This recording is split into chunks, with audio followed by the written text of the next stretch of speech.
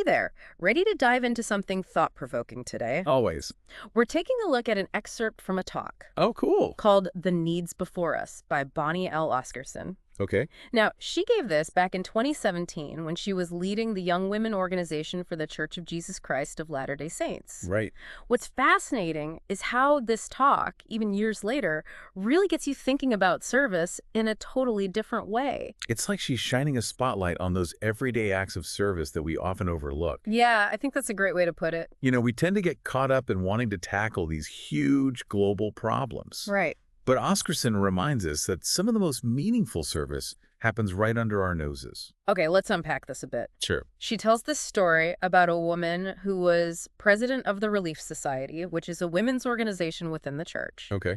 This woman had collected a ton of quilts to send to Kosovo to help people in need there. Wow, that's a lot of quilts. Clearly, she had a big heart and a desire to serve. Yeah. But on her way home, she had this overwhelming feeling, almost like she was being told, what you've done is amazing, but now go home, walk across the street, and serve your neighbor.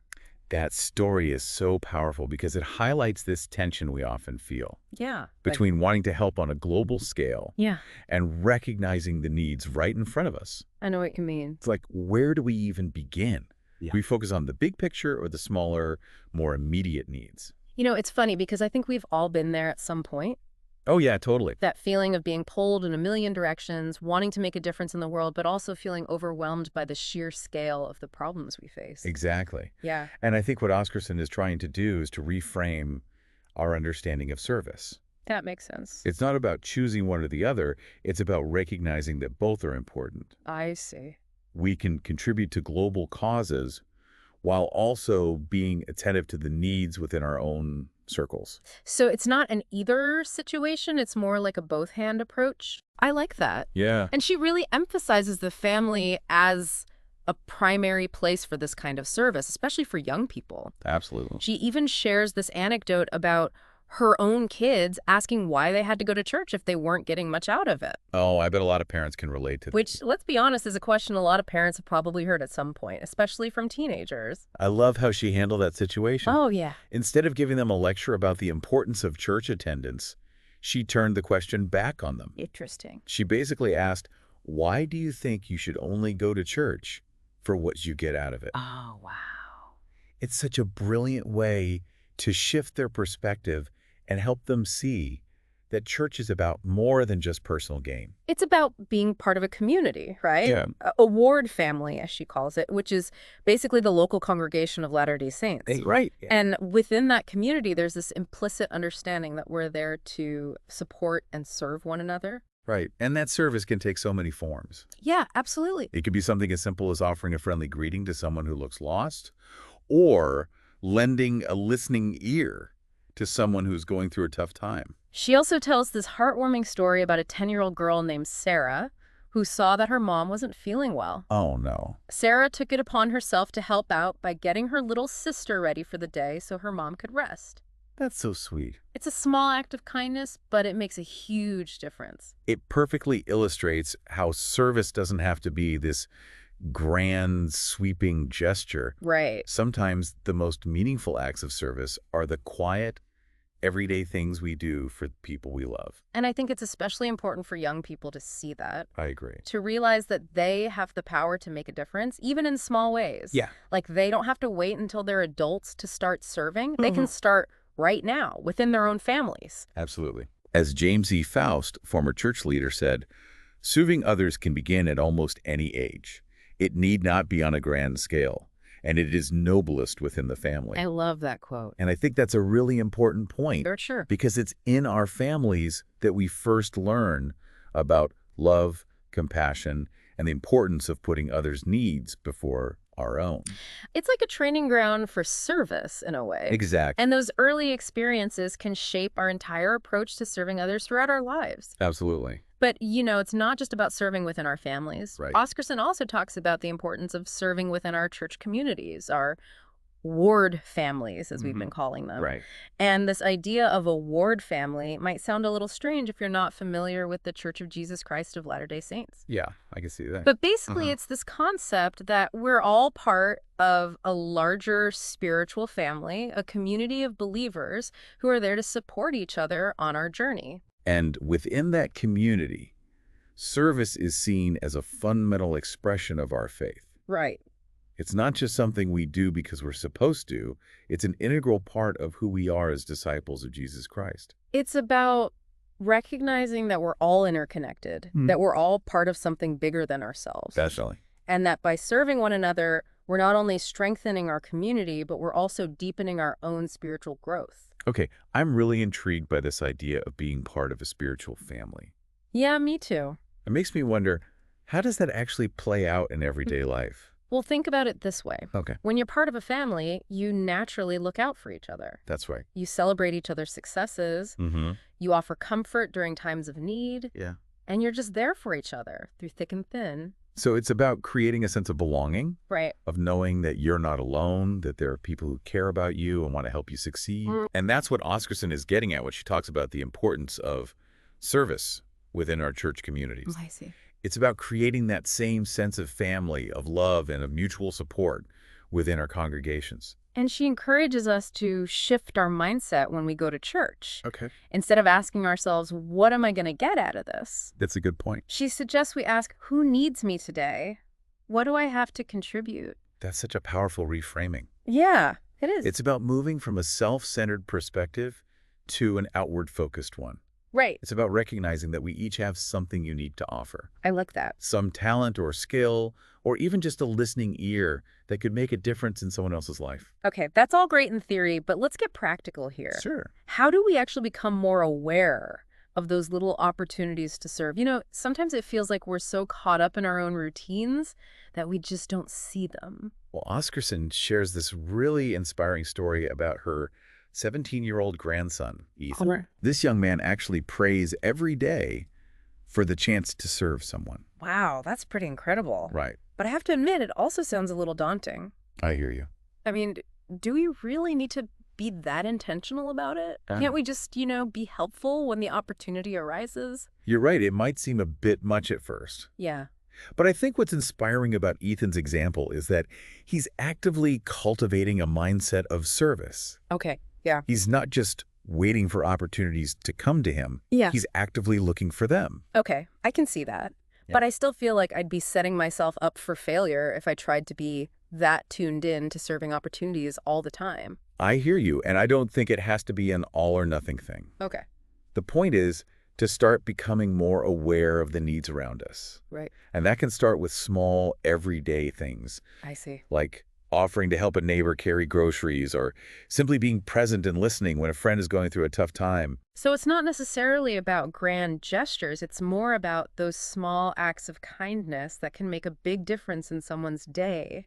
Exactly. Actually, you know what? That reminds me of something that happened to me a while back. Oh, I love stories. Tell me about it. Well, I was at the grocery store, and this older woman was struggling to reach a jar of pickles on the top shelf. Oh, no. I was right there, so I just grabbed it for her. Good for you. It was such a tiny thing, but she was so grateful. I bet. She even teared up a little and said something about how no one ever helps her anymore. Oh, It really made me stop and think about how even the smallest acts of kindness can have a ripple effect. that's such a great example. Ah. And it highlights something really important. We often underestimate the impact of our small acts of service. It's like Oscarson is giving us permission to be everyday heroes. I like that. We don't need capes or superpowers, just a willingness to look around and see who needs a hand. That's a great way to put it. And speaking of looking around, Oscarson also talks about the importance of focusing our service efforts locally. Yeah, it's easy to get caught up in the idea that we need to travel to far-off lands or donate to massive international charities to truly make a difference. I know what you mean. But Oscarson brings it back down to earth, emphasizing the power of focusing our service right here in our own communities. She even shares this anecdote about getting advice from an area president. Now, for those not familiar with the church's structure, an area president is basically a leader who oversees a specific geographic region. Okay. Anyway, this area president was serving in an area with a lot of challenges and needs. Oh, wow. And he told Oscarson that the most effective way to help people in need far away is to be generous with our fast offering. Guest offerings. Fast offerings are donations that members of the Church of Jesus Christ of Latter-day Saints make to help those in need. Okay. They fast for 2 meals once a month and donate the money they would have spent on those meals. Oh, that's cool. It's a beautiful practice of self-sacrifice and compassion. Yeah, I like that. Exactly. And the area president's advice was to be generous with our fast offerings, contribute to humanitarian friends, and then turn our attention to serving right where we are. Oh, okay. He emphasized looking for ways to make a difference in our local communities. That's such a practical and insightful approach. I think so too. It's not about ignoring global needs, but acknowledging that we can often have the most direct and immediate impact by addressing the needs we see in our own backyards. It's like that saying, think globally, act locally. Right. We can be aware of the larger issues affecting the world while taking concrete steps to make a difference in our own neighborhoods. And when we combine those local efforts with our contributions to global aid organizations, we create a more comprehensive and sustainable approach to service. Oh, I like that. It's like we're attacking the problem from both ends, addressing immediate needs in our communities while also supporting long-term solutions for global challenges. I love that analogy. It's a reminder that all our efforts, no matter how big or small, are interconnected and contribute to the greater good. Totally. You know, this whole conversation is making me think about all the times I felt overwhelmed by the world's problems. It's easy to feel like our individual actions don't really matter in the grand scheme of things. I think we all feel that way sometimes. But what's so powerful about Oscarson's message is that it reminds us that even the smallest acts of kindness can have a ripple effect. Yeah, for sure. She actually quotes Spencer W. Kimball, a former president of the church, who said, "God does notice us, and he watches over us, but it is usually through another person that he meets our needs." Wow, that's a profound thought. Isn't it? It suggests that we're all instruments in God's hands to help and bless one another. And it reframes our understanding of how God works in the world. In what way? It's not always through miraculous interventions or grand displays of power, but often through the ordinary acts of kindness and compassion that we show to each other. It's like we're all part of this intricate web of service woven together by our individual acts of love and kindness. And, it makes me think about those times when we ourselves have been the recipients of someone else's generosity. Yeah. Those moments when we felt seen, supported, and loved, even by a complete stranger. Oh, I know exactly what you mean. Like that time when my car broke down on the side of the road and this guy stopped to help me change the tire. Oh, wow. I was so flustered and didn't know what to do, and he just calmly took over and got everything sorted out. That's amazing. It was such a small act of kindness, but it meant the world to me in that moment. It's amazing how those small acts can have such a big impact, isn't it? Totally. They remind us that we're not alone, that there's still good in the world. And it makes you wonder, what if we each made a conscious effort to be that person for someone else? That's a beautiful challenge, and it brings us back to that central question Oscarson poses. How might we be the answer to someone else's prayer today? It really invites us to look inward, to examine our own hearts, and to consider how we can embody the spirit of service in our daily lives. It's so easy to get caught up in our own lives and forget to look around and see who might be struggling. I know. And it's not always about grand gestures or elaborate plans. It's often the simple, everyday acts of kindness that can make the biggest difference. Like what? Holding a door open for someone offering a genuine compliment, or simply taking the time to listen to a friend who needs to vent. Yeah. These are all ways we can answer someone's unspoken prayer. And sometimes just acknowledging someone's presence can be an act of service. Oh, interesting. Like making eye contact with the cashier at the grocery store and genuinely thanking them, or smiling at the person you pass on the street. Yeah, I like that. Those little moments of human connection can go a long way, especially in a world where people often feel isolated and unseen. Absolutely, and I think it's important to remember that we don't have to have all the answers or be able to fix everything to be of service. For sure. Sometimes just being present, offering a listening ear, or simply acknowledging someone's pain can be enough. There's this quote from Fred Rogers, Hmm. Mr. Rogers, that I absolutely love. Oh, yeah. He said, "Often when you think you are at the end of something, you are at the beginning of something else." That's beautiful. And I think it applies to service as well. Okay. Sometimes when we feel like we've given all we have, or when we feel discouraged because our efforts seem small or insignificant, that's actually the perfect moment to open ourselves up to new possibilities, to new ways of serving that we hadn't even considered before. I love that.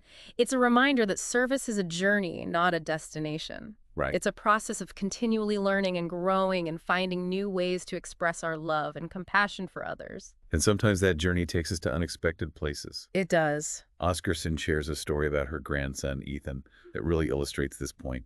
Oh, yes. Tell me about that. Ethan is this amazing young man who prays every day for a chance to serve. Oh, wow. And one day he felt prompted to do something really unexpected. Hmm. He decided to mow the lawn for his elderly neighbor, even though it was a super hot day. What's so inspiring about this story is that Ethan went outside his comfort zone. Right. He wasn't obligated to mow his neighbor's lawn, but he felt this inner nudge to do something kind, I see. and he followed through on it. It's a great reminder that service isn't always convenient or comfortable. Yeah, Sometimes it requires us to make sacrifices, to step outside our usual routines, for sure. and to put the needs of others ahead of our own. And I think that's where the real growth happens. Yeah. When we push ourselves beyond our comfort zones and do things that are a little bit hard, that's when we really start to understand the true meaning of service. It's funny. We often think of service as something we do for other people, Yeah, but I've found that the more I focus on serving others, the more I get back in return. I know exactly what you mean. It's like this amazing paradox where giving actually leads to receiving. It's so true. When we shift our focus outward, when we stop obsessing over our own needs and start looking for ways to bless the lives of others, it actually opens us up to a whole new level of joy and fulfillment. It's like that quote from President Kimball that we talked about earlier. Oh, yeah. God does notice us and he watches over us, but it is usually through another person that he meets our needs. Right. It's a reminder that as we strive to meet the needs of others, we often find our own needs being met in unexpected and profound ways. And that brings us back to that powerful question Oscarson leaves us with. Yeah, what was that again? How might we be the answer to someone else's prayer today? It's such a simple question, but it has the potential to change our entire outlook on life. I love that question. It's like she's challenging us to see the world through a different lens, the lens of compassion and service, to Yeah. open our eyes to the needs around us and to be willing to step up and make a difference, even in small ways. And, it doesn't have to be complicated. Right. It could be as simple as offering a listening ear to a coworker who seems stressed, checking in on an elderly neighbor who lives alone, or donating to a local food bank. Or maybe it's something even smaller, like sending an encouraging text to a friend who's going through a tough time. Oh, yeah. Or offering to babysit for a young couple so they can have a much-needed date night. Those are all great ideas. It really is about those everyday moments where we can choose to be a little bit kinder, a little bit more helpful, a little bit more present. And the beauty of it is that these small acts of kindness, when multiplied across countless individuals, have the power to transform our communities and even the world. It's like Oscarson is saying, hey, you don't have to wait for some grand opportunity to make a difference. You can start right now, right where you are, with whatever you have to offer. And I think that's what makes this talk so powerful. Yeah. It's not about guilt-tripping people into doing more or setting unrealistic expectations.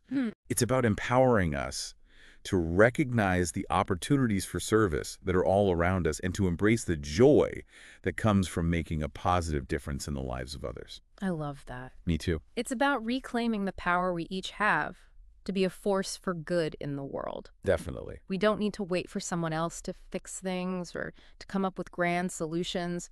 We can start making a difference right now in our own little corners of the world. So as we wrap up this deep dive, I want to leave you with a final thought. I'm listening. How might she be the answer to someone else's prayer today? That's a great question. What small act of kindness can you offer? What unexpected need can you meet? What simple gesture can you make that will brighten someone's day and ripple outward into the world? It's a beautiful challenge, and I think it's one that has the potential to change our lives and the lives of those around us in profound ways. Couldn't have said it better myself. Thanks for joining us for this deep dive. We hope it's inspired you to look for those everyday opportunities to serve and to embrace the joy that comes from making a positive difference in the world. Until next time.